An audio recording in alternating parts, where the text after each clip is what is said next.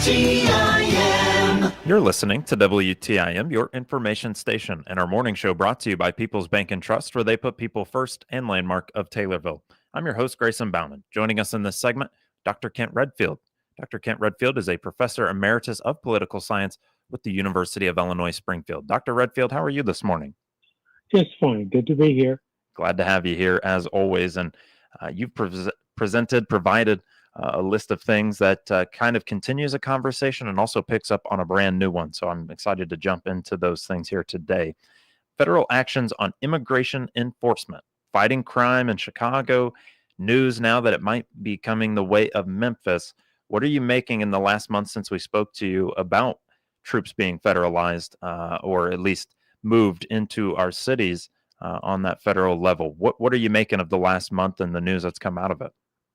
It appears that the emphasis is kind of shifted from saying that the president saying he's going to go into what were basically cities and states where there would be resistance to the National Guard, to states where you've got a governor but specifically a governor who is supportive of bringing in National Guard troops to address crime. And so the discussion is kind of shifted from Chicago and Baltimore to Memphis, Tennessee, where the Tennessee governor is supportive of the idea of nationalizing the Tennessee National Guard and moving troops in there to support the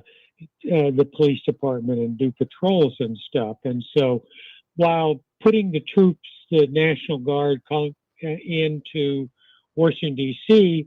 didn't raise issues of federalism, when you had the National Guard sent into Los Angeles to support immigration enforcement initially, there was a lot of pushback. So I think right now, we're not likely to see the president try to move National Guard troops into Chicago. And there's going to be obviously more activity in terms of immigration enforcement, which the federal government controls. And so, if we've got a surge of resources in the Chicago area, and that's probably going to continue for another month or so, and that raises up, obviously controversy there, and both sides seem to be, willing to, take advantage of it. We had a situation where some public officials and candidates were trying to view it, get access to inspect a detention center and confrontation. And, now there are things out in press releases and social media about people getting arrested and stuff. And so, you'll continue to see that, but we're at the moment we're not likely to see National Guard troops in Illinois. Well, and I wondered if you kind of felt the same way I did about it, and you mentioned it pretty much right at the start there, from states in opposition to kind of states in favor, and that's what it kind of felt like to me, was that this was, instead of let's tackle the hardest thing first and then start going to the easy stuff, it felt like let's go to the easy stuff and maybe target what's a little tougher at the top later. And to hear that you feel a similar way about it makes me feel a little better about my personal opinion on it from when it was first seen by myself. In terms of Memphis, do we know if there's a timetable even out there? Do we even know if there's anything in place?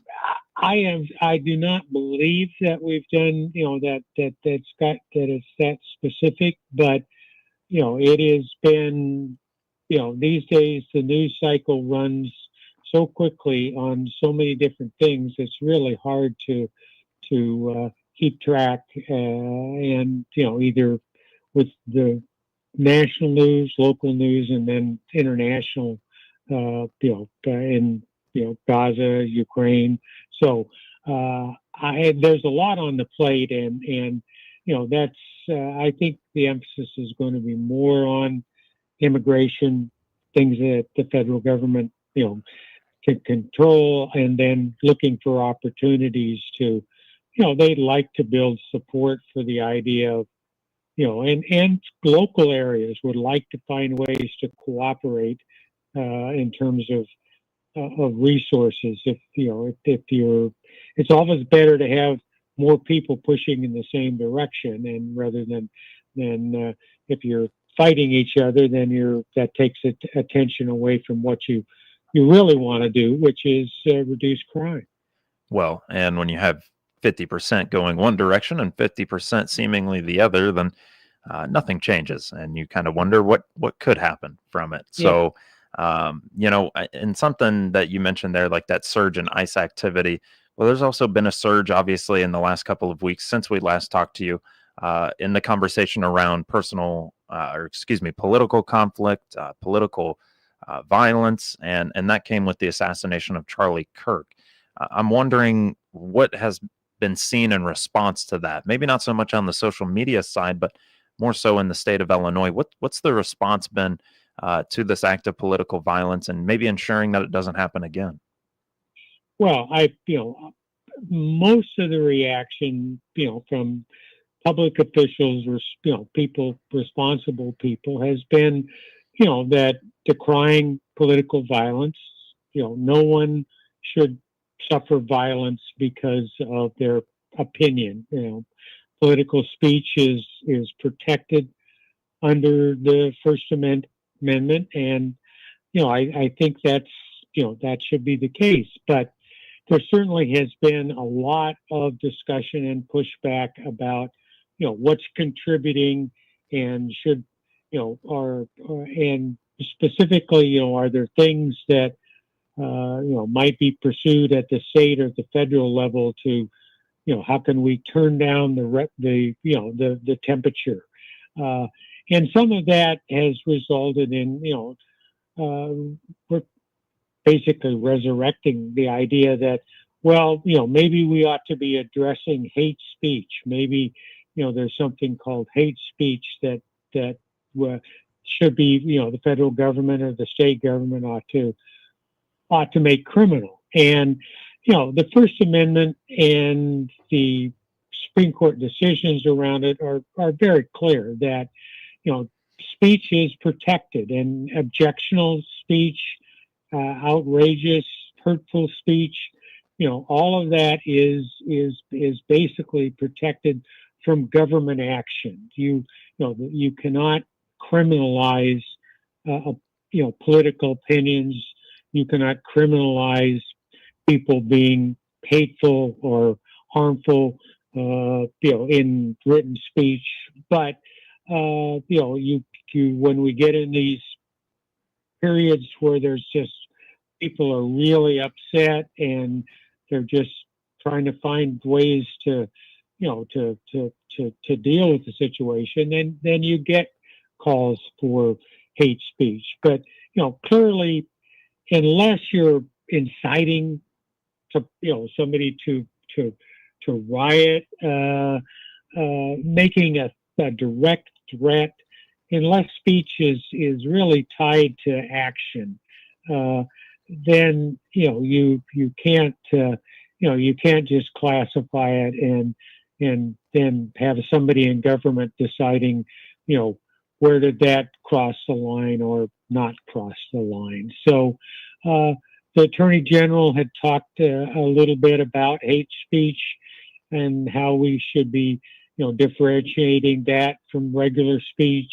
And there was a lot of pushback from both conservative and liberal voices, and Democrats and Republicans, that that's just you don't want to go there. That when things are tied to violence, then certainly, and somebody assaults someone, there are states where you could add an additional crime, additional charge that was racially motivated. We should have more punishment for the violent action. That's a hate crime. But But that comes when in conjunction with an actual crime, and you're not punishing words just for words.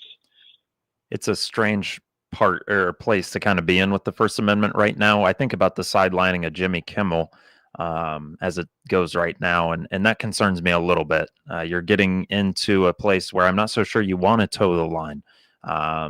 Is it a foot in the door type of tactic where, hey, we've got to tone down hate speech, and to do so, we've got to look at all forms of speech. It gets a little concerning. And so hopefully no crime has to be had because of it, because that's when the real issue comes about. Dr. Redfield, you mentioned that there a little bit. Can you tell me about it and what else you've got for me? Yeah, and so again, government.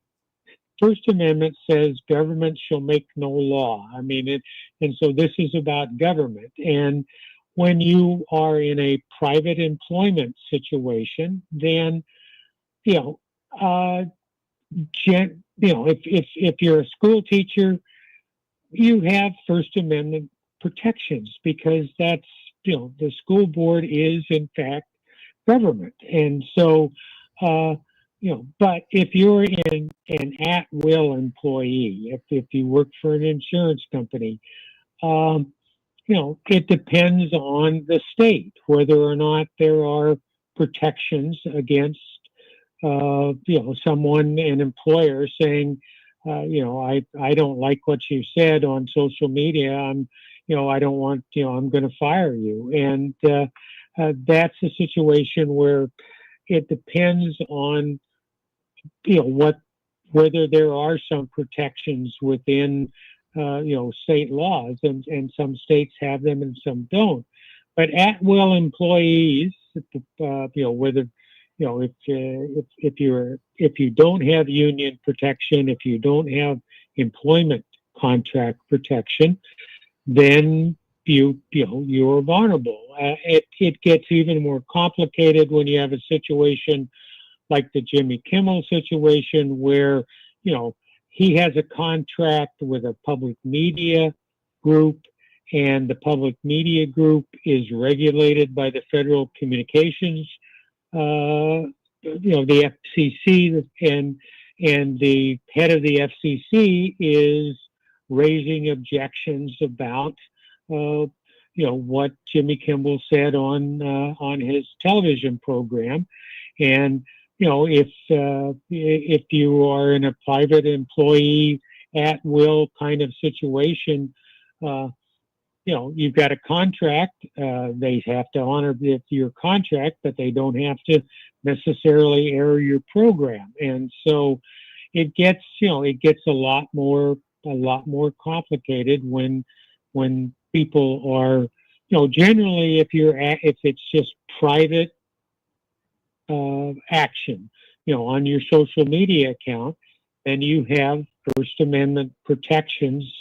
Particularly again, if you have some kind of contract, union, that sort of thing. But it's just not a good place for us to be, where we're suddenly, let's make lists of people that said things that were in poor taste on public media, and start to publicly shame them.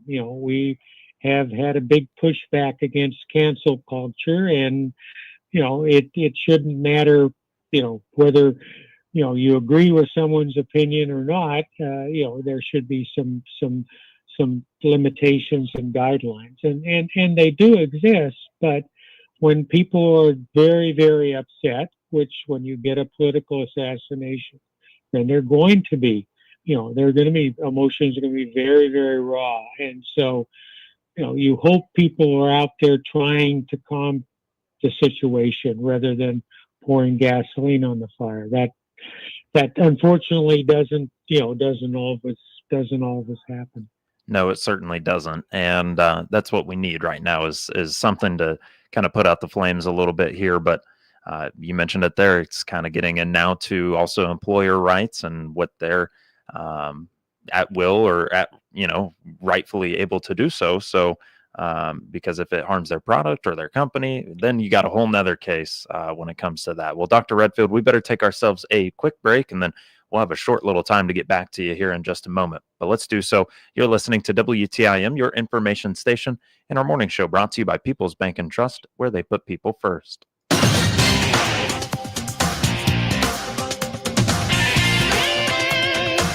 WTIM. Here's Cousin Bill from Illinois Paving. Attention farmers, harvest season will be soon approaching. You don't want to continue to rattle your guts out in that driveway, do you? Are you tired of all the dust? Illinois Pavings offers dust control solutions. This is a multiple layered solution that can hold up to your heavy equipment. Let's stop the potholes, let's stop the dust, and get you in a nice, clean, smooth farm road before harvest. While there's still time, call Cousin Bill, ILPaving.com. It's time to think farm safety. Falls from high places or on slippery ground account for a fourth of all farm accidents every year. Stay on your feet by wearing safety shoes, by cleaning off footwear before climbing ladders, and by keeping all ladders in good repair. Today and every day in 2025, think and practice safety first. This farm safety message from First National Bank in Taylorville. First every time, member FDIC. Back to school fun starts at the Christian County YMCA. Reconnect with your friends in our huge indoor pool with a water slide. Rain or shine, the fun never stops. Work up a sweat in our newly renovated gymnasium or crush your fitness goals in our fully equipped wellness center. All memberships are now month-to-month, no annual commitment, no worries, just total freedom to jump in and enjoy. Join the Y today and make this your best school year yet. Christian County YMCA. More than a gym, we're a community. This is Bill Pinkston, General Sales Manager at Landmark of Taylorville. The new 26 models are arriving daily, so it's time to harvest up some huge savings on the remaining 25 models. Right now, you can save up to $12,000 on new Silverado and Sierra trucks. Needing a fuel-efficient family vehicle? We currently have a large selection of Chevy, Buick, and GMC SUVs. Plus, with over 400 pre-owned vehicles in our family dealerships and our lifetime powertrain warranty, why would you buy anywhere else? All roads lead to the Landmark of Taylorville. And remember, You always do better at Landmark. Farmers who spend a lot of time behind the wheel of a tractor might be tempted to cut corners, but don't you neglect safety rules. Always match ground speed to operating conditions. Slow down on the turns near ditches and on foggy or dusty days when visibility is low. Today and every day in 2025, think and practice safety first. This safety message is sponsored by The Equity, offering you agronomy, grain, energy, feed, and livestock services. Just Beds are the yawn exterminators, and they can give you a better night's sleep. Choose from Bemco, Chatham & Wells, Sealy, Simmons, and Tempur-Pedic. Find out the many models and styles available on their updated website by clicking their icon at TaylorvilleDailyNews.com. At Land of Lincoln Credit Union, you can bank on learning more. Find out how they can help you and your family with their products and services by clicking their banner ad on top of the police blotter page of TaylorvilleDailyNews.com.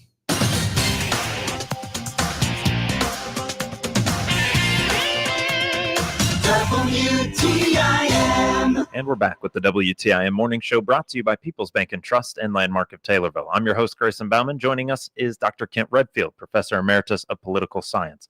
Dr. Redfield, the last question I have for you here today is, are we going to be able to draw a line in the sand? Are we going to be able to say that was done in my private, personal life compared to my life out in the public? Where is that distinction? Is there possibly a place to draw that?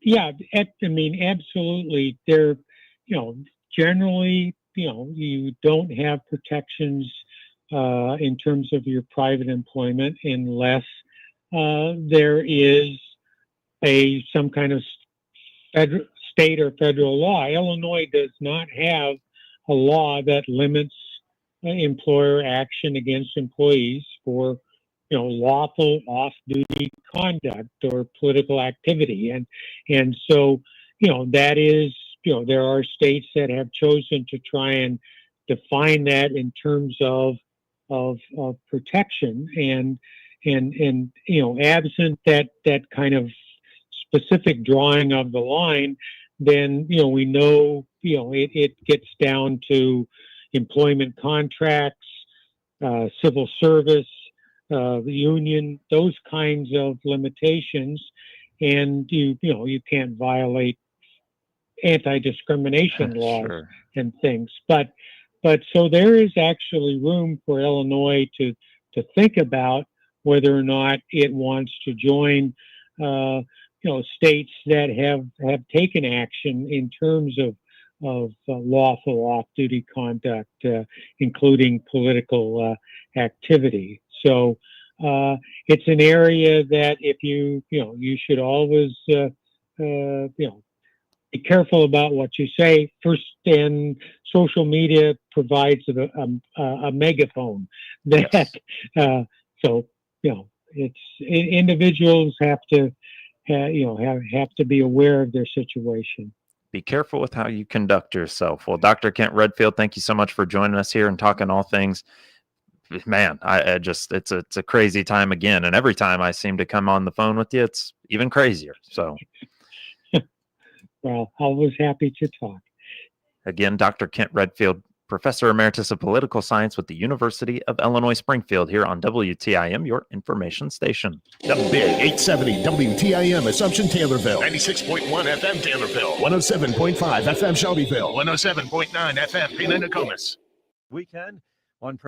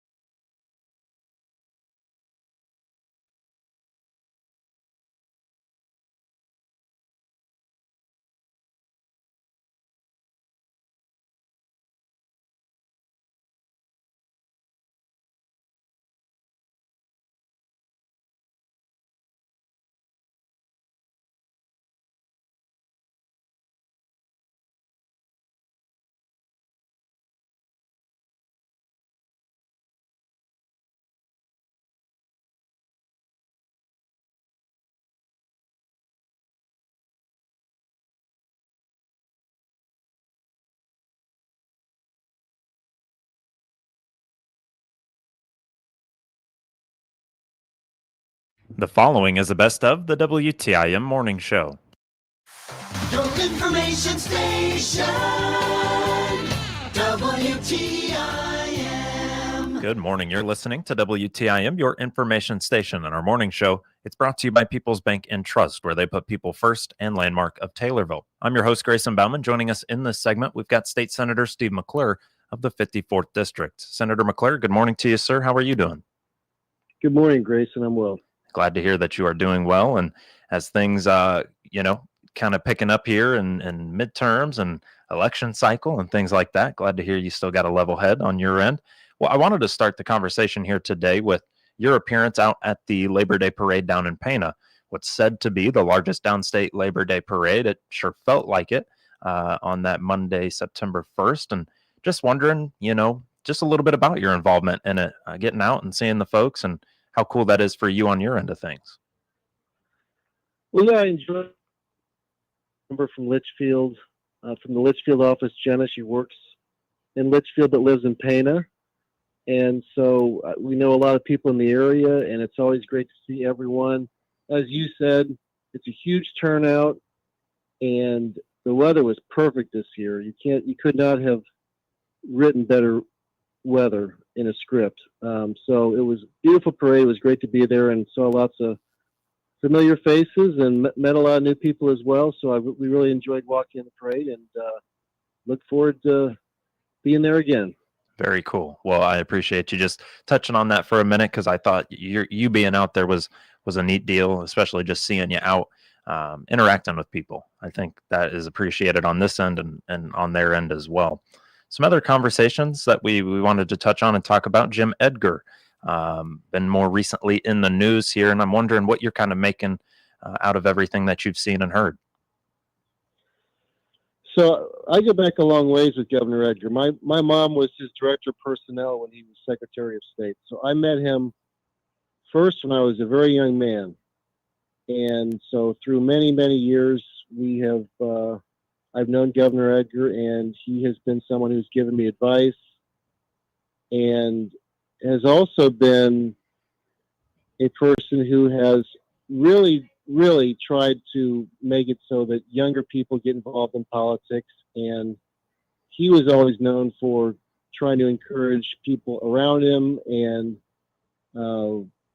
people that he could reach out to get into politics and to do things that are good and that are going to benefit a lot of people. And public service is a good thing was always something that he talked about. So when I got into office, I started something in the district, which is we have a youth advisory council every year, and we get students from high schools all across the district. And I did this in my last district where I had a totally different map, and now in this current district where we've got all our parts of 10 counties. And so high school students come from all over the area for my Youth Advisory Council. And every time I asked Governor Edgar to speak at the Youth Advisory Council, he did it. And the students were, Democrats, Republicans, Independents. Some of these students haven't thought about what they are yet politically. And he would just go over what it's like to be governor, what it's like to run for office, how important it is to try to affect policy no matter what you believe. And he would give these students, a lot of time, and they'd ask questions and there'd be back and forth. And just the fact that he was willing to do this and was so dedicated to trying to make sure younger people get involved in politics is something I find to be very admirable about Governor Edgar. Additionally, he also has the Edgar Fellows program at the U of I, and I actually participate in that, and that's where he tries to get Republicans, Democrats, Independents to come together to have discussions and to try to figure out how we can work together and to get things done for the betterment of the state of Illinois. So he's really been involved for many, many, many years in trying to help government in the state of Illinois, make the process better, make people get more involved. And that's a good thing. We want people to be engaged in politics, and we want them to be engaged in state government, and we want to do it in a way that is productive, where we're not screaming at each other and calling each other names, and that's really what Governor Edgar was all about, was trying to make the state a better place, not only while he was governor or secretary of state, but also as a former governor. He's been kind of an elder statesman, and a lot of people have been able to call him for advice, and he's been very generous with his time. And so I was very sorry to hear that he passed away. Obviously, everyone knew that he had been battling pancreatic cancer, and I know that he was scheduled to be at the Edgar Fellows fundraiser in Chicago recently, and unfortunately he did not make it because he was in the hospital. So I think many, including myself, were aware that he was struggling with his fight, but very sorry to hear that he passed away. And he's certainly been someone that's had a great influence on my career as a public servant, and him and Governor Thompson both. And and my mom worked for Governor Edgar, and my dad worked for Governor Thompson, and both of them and their families have been certainly a big part of my youth and also a part of my political career. So I just, it's a great loss to the state of Illinois, and it's just it's really sad because I've known Governor Edgar personally for many years, and he's a wonderful person who is dedicated to public service. And while he was governor, he had so many great accomplishments, from increasing adoptions of foster care kids by 500%. He toughened laws and sentences for sex offenders and murderers, and he passed welfare reform. So there was a lot of really good things that happened while Governor Edgar was in office, and he will be missed.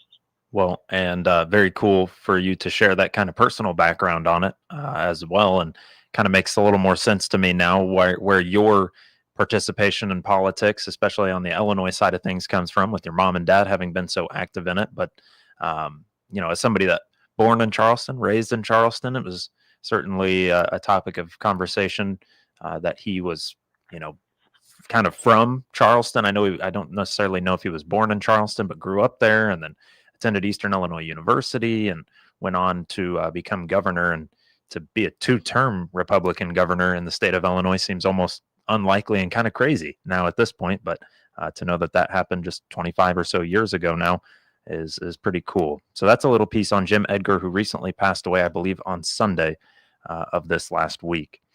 There's one other thing that we want to touch on and talk about here, something that has certainly circulated, Charlie Kirk and his assassination. And I'm just kind of wondering what your thoughts are, what your feelings are at this point, now that we're a week away from that event last Wednesday. Where do you kind of stand with things as they are right now? Well, like everyone else, I was shocked. And unfortunately, I did watch the video once we heard that Charlie had been shot, because I wanted to see how bad it was. And I wish I hadn't watched it, to be honest with you. And it's just awful. And my heart goes out to Charlie's wife and his kids. And it just, I can't believe that this is where we are as a country, where, instead of disagreeing with someone, people want to kill each other. And, disagreements in our country, are settled at the ballot box. They're settled during debates. And that's why Charlie Kirk went to campuses all across the country to have these debates. And he welcomed debate. There was a big sign at events he spoke at that said, "Prove me wrong." And he would give people the microphone. And it's unbelievable that that someone would resort to that kind of evil to silence him. And and that's how you know that he was making incredible arguments, because they felt like they couldn't argue against him, so they just had to kill him, apparently is what their thought was. And so horrible, absolutely horrible, shocking. I'm still shocked by it. 3 years ago, I think it was about 3 years ago, Charlie Kirk came to Springfield to do to be the main speaker at the annual Sangamon County Republican Lincoln Day dinner, and so I got to have the chance to chat with him and meet him, and couldn't have been any more humble and kind and really down to earth and really kind of like just warm, just a very warm person and very talkative. And many of us watch videos of Charlie Kirk debating people, and was an unbelievable debater. And but that's when you're talking to him one-on-one, he was very, very warm. It was I don't know. You just felt like you were, and the one time I met him and spoke with him for a while, you just felt like you were, talking to a friend who was just a very warm, nice, open person. And so I was just shocked, and it's horrible. And I will say I've gone to the Lincoln Day dinner in Sangamon County for many, many, many years, and I've seen all kinds of speakers there. And he was the best. He gave the best speech that I've ever seen at that event. And in fact, I go to Lincoln Day dinners, 10 counties. I usually go to 10 Lincoln Day dinners every year. And he gave the best Lincoln Day dinner speech that I've ever seen at any of those Lincoln Day dinners. So that really says something about him and just how talented he was, how thoughtful he was. And it's really a big loss for the country. And so, I think that now it's up to all of us to advocate for, nonviolence and not trying to hurt someone that disagrees with you. And I gotta tell you, it's pretty rich for Governor Pritzker to, go out and say that it's all Republicans' fault. And I think he blamed President Trump for Charlie Kirk's death and stuff like that. I mean, Governor Pritzker has been maybe the biggest violator I've seen of statements that are, dehumanizing Republicans and making everyone out to be, bad guys. I mean, Governor Pritzker goes out to some partisan dinner on national television and tells people that Republicans can't know a moment of peace. And, I was at the State of the State address where Governor Pritzker compared Republicans to Nazis. It's almost unbelievable what some in the press have allowed Governor Pritzker to get away with. I mean, him going out and blaming other people's rhetoric for, where we're at right now politically is just so hypocritical and just so over the top. And I mean, I don't know how the press in some cases, I mean, I know he was questioned a little bit about that. There was some pushback, but I think the press needs to do a better job at these press conferences of calling him out for what he's done. I mean, from the redistricting stuff where he's about the biggest hypocrite there is, having the Texas people come to Illinois because Texas was going to vote for a gerrymander map, and Pritzker has the most gerrymander map in the country.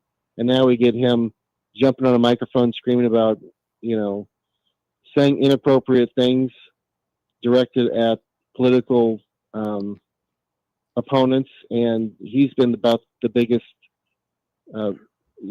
abuser when it comes to horrible language directed at his political opponents. So it's bizarre that he's allowed to get away with these things, but people are calling him out, and I'm certainly one of them. Well, it is awfully rich, and I'm glad you mentioned that State of the State address where he had used Republicans as they are Nazis, and it's inflammatory. And then to come back out and say that that's not something that I would do. It's truly hypocritical, but that is where we are right now. I'm sure you've got more thoughts on it, but we better take ourselves a break. We're speaking right now with State Senator Steve McClure of the 54th District here in Illinois about all things the Labor Day Parade down in Pana, Jim Edgar, the Charlie Kirk assassination, and more. We'll come back. We'll talk to him for just another moment on WTIM, your information station. Your information station, WTIM.